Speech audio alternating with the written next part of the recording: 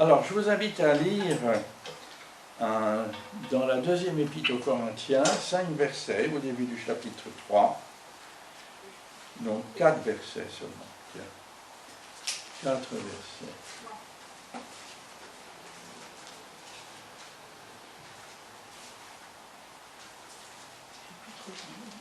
On va lire 2 Corinthiens, chapitre 3, verset 1. Commençons-nous de nouveau à nous recommander nous-mêmes?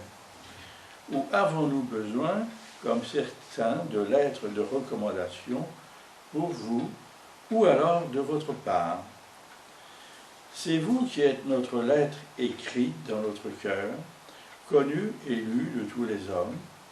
Il est clair que vous êtes une lettre de Christ écrite par notre ministère, non avec de l'encre, mais avec l'Esprit du Dieu vivant, non sur des tables de pierre, mais sur des tables de chair, sur les cœurs. Telle est l'assurance que nous avons par Christ auprès de Dieu. Alors ce passage m'a fait réfléchir depuis un moment que la Bible est toujours plus diffusée dans le monde. Quand on regarde les statistiques de la diffusion de la Bible, c'est le livre le plus diffusé au monde depuis l'invention de l'imprimerie. Donc ça fait quand même maintenant 1455, vous voyez, ça fait 6-7 siècles que la Bible est diffusée dans le monde. Il y a tout le temps des nouvelles traductions qui sont produites chaque année, tout le temps. Il y a aussi tout le temps des nouveaux moyens techniques qui mettent à la disposition d'un nombre toujours plus grand dans le monde la parole de Dieu. Je vous amènerai un jour, j'ai retrouvé là dans mon déménagement un petit magnétophone sans électricité qui marchait, mais il suffisait de mettre une cassette dedans, puis les gens y tournaient, ils entendaient la parole de Dieu. Il y a encore des moyens plus simples avec des cartons, vous voyez, puis des crayons, ça suffit pour entendre, avec des disques appropriés. Plein de choses comme ça qui ont été faites pour des populations qui ne savent pas lire, qui sont simples dans leur situation, vous voyez. Et cependant, c'est ça qui est étonnant, c'est qu'on est obligé de constater que l'incrédulité des hommes grandit sans arrêt. Sans arrêt. Et en même temps, leur crédulité grandit elle aussi parce qu'ils croient en n'importe quoi. N'importe quoi. Alors, et cela, on le constate dans notre pays. Moi, je le vois dans ma vie. Là, ça, quand même, là, il y avait une crainte de Dieu générale là, dans les années encore 50-60. Alors maintenant, ça n'existe plus. C'est un souvenir lointain, d'un autre temps. La Bible, elle est diffusée aujourd'hui en plus de 2500 langues en entier. Oui, c'est quand même beaucoup. Il y a des programmes de traduction de la Bible, je regardais hier, de 100 nouvelles traductions par année de les sociétés missionnaires qui travaillent à la traduction de la Bible dans des langues, maintenant des langues qui concernent des petits groupes humains, des fois de quelques centaines de mille. Ils ont le projet de 100 nouvelles traductions par an pour que tout le monde puisse accéder à la parole de Dieu. Et ça, moi je trouve que ça c'est un signe important de la fin des temps, parce que comme le Seigneur dit, comme tout le monde pourra lire la parole de Dieu dans sa langue ou l'entendre, la fin viendra. Et ça me paraît un baromètre très fiable, alors que tous les autres qu'on entend, tous les comment dire, les bons penseurs. Les bons penseurs, puis tu sais, tous ceux qui font en ce moment, là, je ne sais plus qu'on cherche le mot, là, qui font peur à tout le monde par des infos. Les complotistes, là, il y en a aussi chez les évangéliques des complotistes. Mais c'est ça, je pense, le vrai baromètre.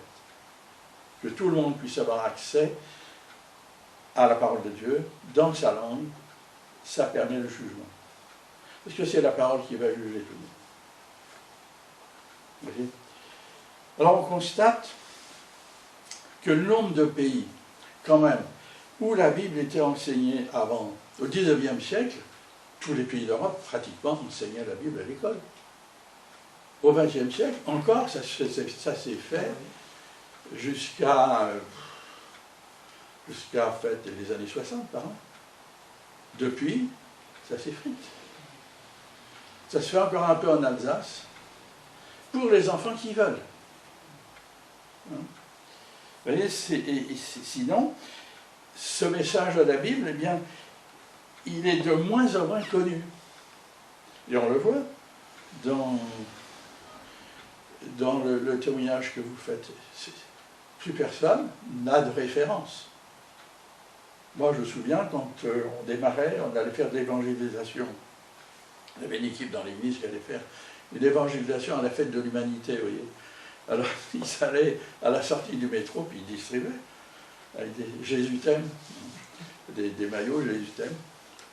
Alors, les anciens qui avaient entendu, eux, quand ils étaient enfants, le message, peut-être qu'ils avaient été au catéchisme, eux, ils étaient contre. Puis alors, les jeunes disaient, mais qu'est-ce que c'est ça? C'est intéressant, ben, c'est intéressant. Ils ne connaissaient pas. Vous voyez, ce qui fait que cette parole de Dieu n'est plus connue. Les grandes églises ne font plus leur office de diffuser la parole de Dieu. Ce qui fait qu'elle n'éclaire plus la vie ni le chemin des hommes. C'est pour ça que les gens cherchent, ils font n'importe quoi, ils font plein d'expériences, ils avancent dans la vie comme ça, à tâtons. Les promesses qui sont contenues dans la parole de Dieu, eh bien, elles n'ont plus de pouvoir parce qu'elles ne sont plus connues. Elles ne peuvent plus arrêter les désespérés, n'est-ce pas, qui se tombent finalement dans des addictions très diverses. Et on dit que c'est bien des addictions dans une certaine mesure. Parce que ça donne la paix. C'est ça qu'on entend aussi. Il y a les avertissements de la parole de Dieu, les enseignements qui sont donnés, même les menaces qui sont données. Il y a des menaces dans la parole de Dieu. Ça n'effraie plus les pécheurs, hein. Plus du tout. Avant, on faisait attention. Maintenant, non. Maintenant, ça ne retient personne. La Bible est là, mais l'autorité de la parole qu'elle révèle, elle est perdue. C'est perdu. Pour nous, en Occident, pas dans d'autres pays. Moi, j'ai été souvent à Madagascar. Là, les gens qui se convertissent vraiment. Et ils vivent différemment. Mais aujourd'hui, on peut dire que cette parole est lue, même dans les milieux chrétiens. Elle est lue, mais elle n'est pas vécue. Elle est entendue, mais elle n'est pas reçue, c'est-à-dire qu'elle passe d'une oreille à l'autre. Elle part. Elle est écoutée, mais elle n'est pas mise en pratique. Vous voyez, c'est pour ça que nos églises sont vides. Parce qu'elle n'est pas mise en pratique. Alors cette parole divine, afin qu'elle ne soit pas une condamnation, une lettre de condamnation, n'est-ce pas, pour des quantités d'hommes et de femmes autour de nous, l'apôtre Jean nous dit, de la part du Seigneur, en Jean 12, 48, « Celui qui me rejette et qui n'accepte pas mes paroles a son juge. La parole que j'ai annoncée, c'est elle qui le jugera le dernier jour. »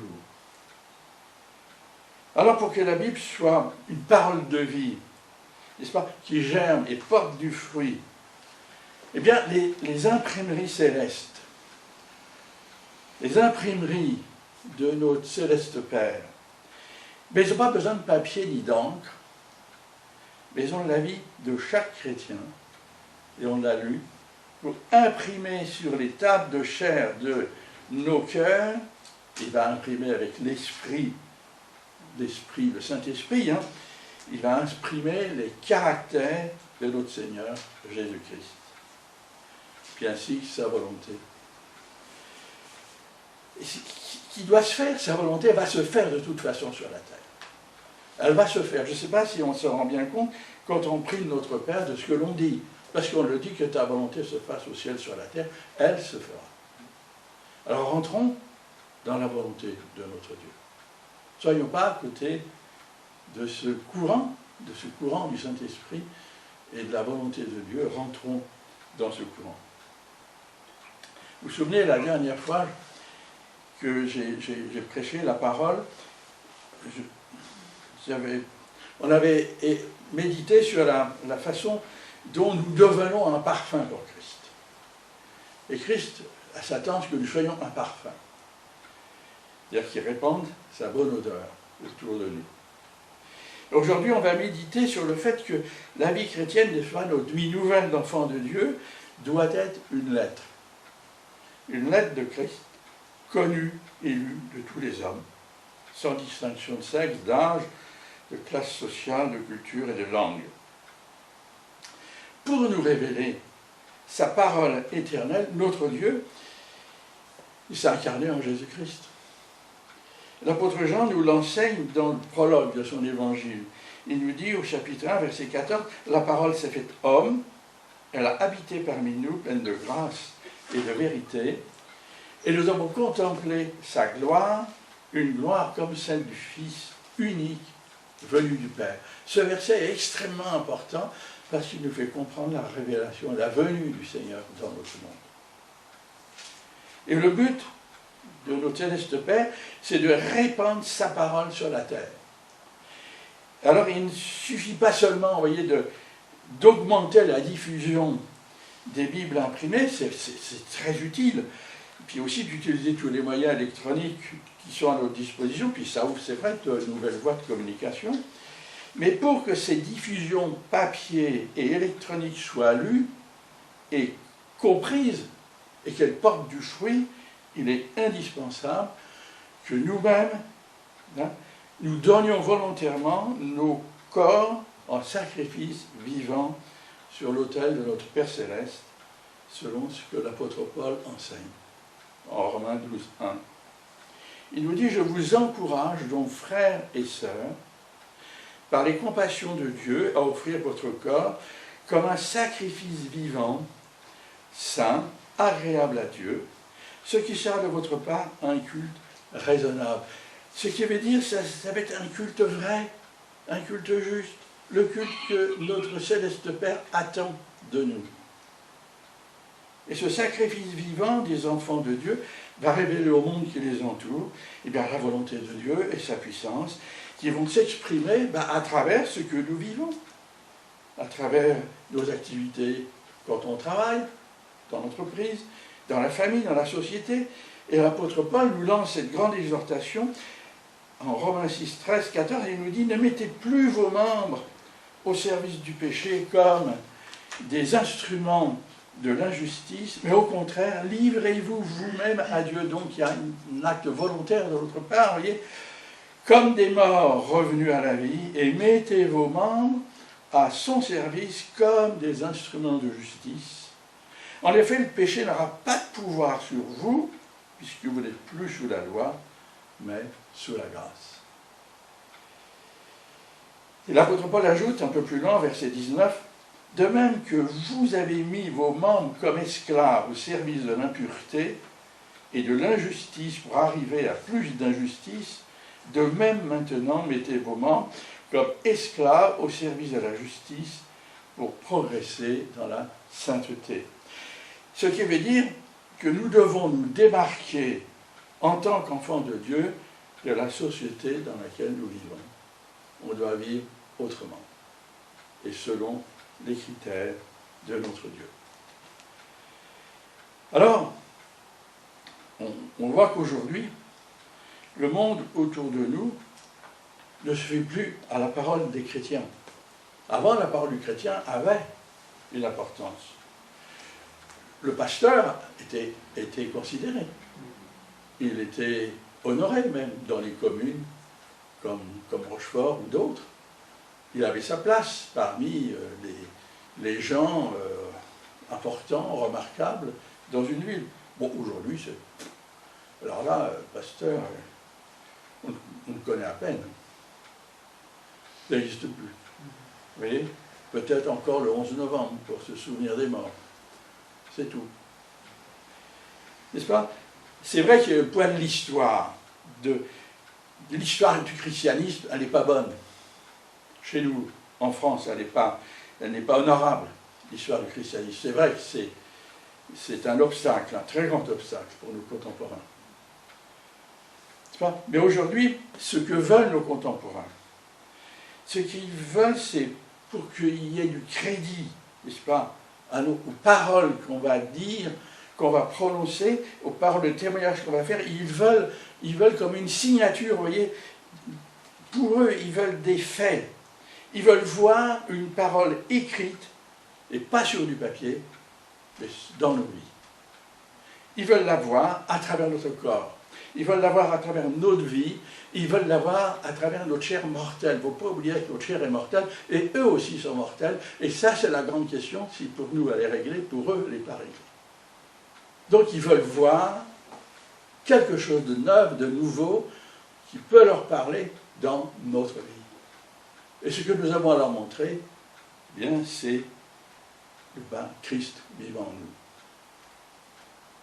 C'est cela que nous avons à montrer. Le témoignage chrétien va, dans le monde aujourd'hui, tel que je le comprends, il doit avoir une parole écrite dans notre chair. N'est-ce pas?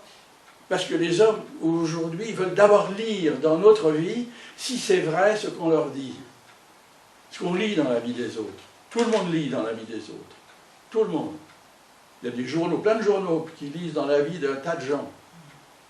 Et disent ce qu'ils veulent. C'est pas souvent vrai. Mais oui, on lit instinctivement dans la vie des autres.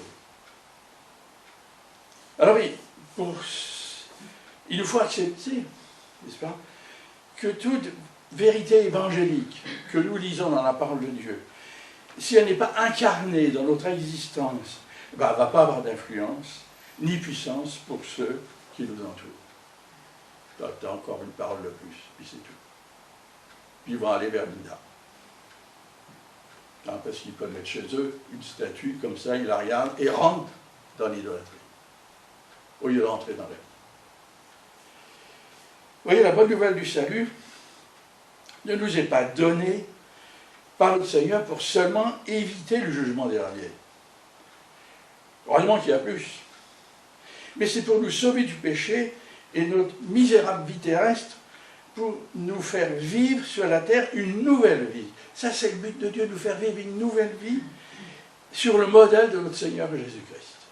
C'est sur ce modèle-là, et c'est une vie qui est à la gloire de notre Père Céleste. Alors que bien trop souvent, on se contente d'une vie, une fois notre conversion faite, qui est un peu assaisonnée, n'est-ce pas, de bons principes bibliques.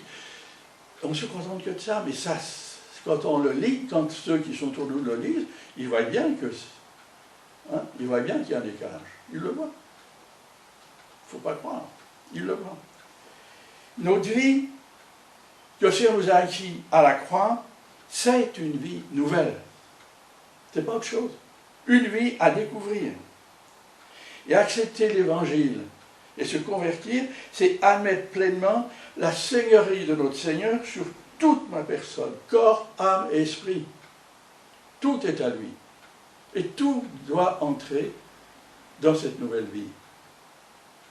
Vous voyez, notre corps, ce qu'il y a là-dedans, dans notre cœur, nos pensées, notre intelligence, tout ça rentre dans la vie nouvelle.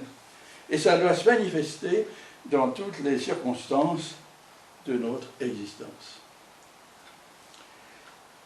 N'est-ce pas? Le vrai chrétien, pas celui qui vit habité, n'est-ce pas, bien sûr par Saint-Esprit, on y est, mais qui laisse le Saint-Esprit s'exprimer, la personne de Christ à travers nous, eh bien, il n'a pas besoin de recommandation. Ça se voit tout de suite. Ça se voit. Car il a renoncé à lui-même, il s'est chargé de sa croix pour suivre son Sauveur. C'est lui son maître, il le suit. N'est-ce pas, sa vieille nature, en fait, a été crucifiée avec notre Seigneur, et elle est morte sur la croix. Désormais, ce n'est plus lui qui vit, mais Christ en lui qui vit. Et ce qu'il vit dans sa chair, dans son corps maintenant, il vit par la foi en Jésus-Christ, qui l'aime et qui s'est lui-même donné pour lui, bien avant notre existence. Mais c'est vivant. C'est ça, l'œuvre de Dieu, c'est que c'est un événement passé, il y a 2000 ans, mais il est vivant aujourd'hui. Et cette vie se transmet comme cela. D'homme à homme, femme à femme, ça se transmet comme cela à travers le temps. C'est vivant. C'est ce que l'apôtre Paul nous enseigne. En Galates 2,20, il dit « J'ai été crucifié avec Christ. Ce n'est plus moi qui vis, c'est Christ qui vit en moi. Et ce que je vis maintenant dans mon corps, je le vis dans la foi au Fils de Dieu qui m'a aimé et qui s'est donné lui-même pour moi. » Ce qui veut dire que notre Dieu emploie notre chair mortelle, notre corps, hein, que tout le monde voit, tout le monde le voit, notre corps, n'est-ce pas, comme un instrument de communication pour agir et témoigner dans notre monde. C'est ça que ça veut dire. L'enfant de Dieu marche et vit, conduit par le Saint-Esprit, ainsi il n'accomplit plus les actes et les convoitises de sa chair. Les vies transformées des enfants de Dieu deviennent ainsi des lettres de Christ, adressées au monde qui nous entoure. Et c'est par nos gestes, nos décisions, nos actes, nos paroles, les hommes et les femmes qui sont autour de nous, n'est-ce pas, discernent la vie de Christ en nous. C'est cette vie-là qui est importante. N'est-ce pas, qui va être manifestée dans une chair mortelle comme la leur. Vous voyez? Et quand ils vont nous poser la question « Pourquoi tu vis comme ça? Qu'est-ce que tu fais ?» Là, ils vont glorifier le Seigneur. Parce qu'ils auront vu quelque chose de Christ dans notre vie. Et vous demandez pourquoi. Vous voyez, c'est par des faits, par des actes authentiques, que nous pourrons convaincre nos contemporains, et non par des idées ou des symboles, hein, ce qui entraîne bien souvent des discussions difficiles et stériles qui ne mènent à rien. Aujourd'hui, il est nécessaire que l'évangile dans notre vie soit fait vécu, n'est-ce pas, un événement qui a bouleversé notre vie, et non une idée ou une tradition. L'apôtre Paul le dit en Colossiens 1,27, il dit « Christ en nous, l'espérance de la gloire ». Ça doit être vu dans notre vie. Christ en nous, l'espérance de la gloire. Parce qu'aujourd'hui, le monde ne sait pas où il va. Et avec toutes les nouvelles qui courent, il n'est pas rassuré. Et il a besoin d'assurance. Et nous pouvons lui donner cette assurance. Aujourd'hui, nos contemporains et notre monde a besoin, pour croire, de voir des lettres de Christ vivantes à travers nos vies personnelles. Et ces vies personnelles sont capables d'influencer d'autres vies, non seulement par leurs paroles, mais surtout par leur conduite, par leur amour, leur foi, leur pureté. C'est par notre attitude et notre comportement en toutes circonstances et en tout lieu que va s'exprimer le témoignage chrétien. Et c'est ce que l'apôtre Paul rappelle à Timothée, quand il dit en 1 Timothée 4,12, que personne ne méprise ta jeunesse, mais sois un modèle pour les croyants, par tes paroles, ta conduite, ton amour, ton esprit, ta foi, ta pureté. Vous voyez, une lettre de Christ, ce sont des vies vraiment transformées par la puissance de la parole de vie. Ce sont des vies dans lesquelles l'Esprit de Dieu et les Saintes Écritures trouvent leur prolongement naturel. Vous voyez, cette parole qui est là, elle doit devenir vie en nous, et ça c'est l'œuvre du Saint-Esprit, et notre humilité aussi. On a besoin, le Saint-Esprit a besoin de humilité pour que cette vie s'exprime. Et c'est ce qui accréditera le témoignage du Seigneur. C'est ce qui le rendra crédible et qui fera fructifier notre témoignage et notre prédication. Le témoignage vivant de Jésus-Christ dans nos vies, c'est notre céleste Père lui-même au milieu des hommes. C'est ça tout ça. ambassadeurs. Combien de fois c'est écrit dans le Nouveau Testament? Nous sommes ambassadeurs, nous représentons le royaume de Dieu. C'est pas rien ça, quand on le réfléchit. Ambassadeurs du royaume de Dieu. Être chrétien, c'est rendre Dieu sensible au cœur de ceux qui nous entourent, pas tellement par nos paroles, mais surtout par nos attitudes, notre marche, notre conduite et nos actes. Et moi, je peux vous dire que je suis converti parce que j'ai vu pendant mon temps où j'étais en Algérie, qui n'était pas un temps facile, un temps de guerre, un gars chrétien qui a vécu ce temps qui était avec un fusil à la main, hein. C'était avec des ordres dessus lui, mais qui a vécu en chrétien. Alors ça parle et je peux vous dire. Je peux vous dire que ça avait de la puissance. Et c'est comme ça, des années après, je suis devenu chrétien. Parce que je l'ai vu dans diverses circonstances, et il faut penser que les officiers le brimaient. Hein. Vous voyez l'importance d'être une lettre. Parce qu'une lettre, c'est fait pour être lue. C'est un écrit qui sert à établir et à maintenir et à développer une relation entre deux personnes qui sont séparées. Notre Seigneur Jésus-Christ, il est au ciel. Il est au ciel, il est dans la gloire, il est assis à la droite de notre Père. Cependant, il n'a pas cessé d'être en rapport avec tous les hommes, toutes les femmes qui habitent la terre. Il n'a pas cessé. Et c'est pour cela qu'il emploie ceux qu'il a rachetés pour se mettre en communication avec tous ceux qui sont perdus. C'est ce que notre Seigneur nous dit en Jean 17, verset 18-19. Il dit, tout comme tu m'as envoyé, c'est dans sa prière sacerdotale, il dit ça, tout comme tu m'as envoyé dans le monde, je les ai moi aussi envoyés dans le monde. Je me consacre moi-même pour eux, afin qu'eux aussi soient consacrés par la vérité. Dans l'Église aussi, tout chrétien doit être une lettre de Christ pour ses frères et ses sœurs. Mon frère et ma sœur me deviendront encore plus précieux le jour où je peux lire quelque chose de Jésus-Christ dans sa vie. Que je peux lire quelque chose de mon Seigneur que j'aime tant, je le vois dans sa vie. Savoir que je peux trouver chez mon frère et ma sœur, n'est-ce pas, une pensée de Christ ou sa volonté incarnée, va me permettre de le considérer comme supérieur à moi. C'est comme ça qu'il va être supérieur à moi, n'est-ce pas, et que je vais le suivre. Et lui va faire pareil pour moi. L'Église, c'est de l'humilité sur laquelle le Saint-Esprit peut agir et sur laquelle l'amour peut fleurir. C'est ça l'Église. Ah si je vis cela, eh bien j'ai gardé de m'isoler en disant que la Bible me suffit, ou aussi les messages qu'on trouve sur Internet, parce que ça me manquera cette vie-là. Alors je vais la chercher, je vais venir la chercher. Et je vais ainsi m'ajouter à la communion des saints et de tous ces frères et sœurs dans lesquels mon céleste Père veut m'apprendre quelque chose d'actuel de son Fils, Jésus-Christ.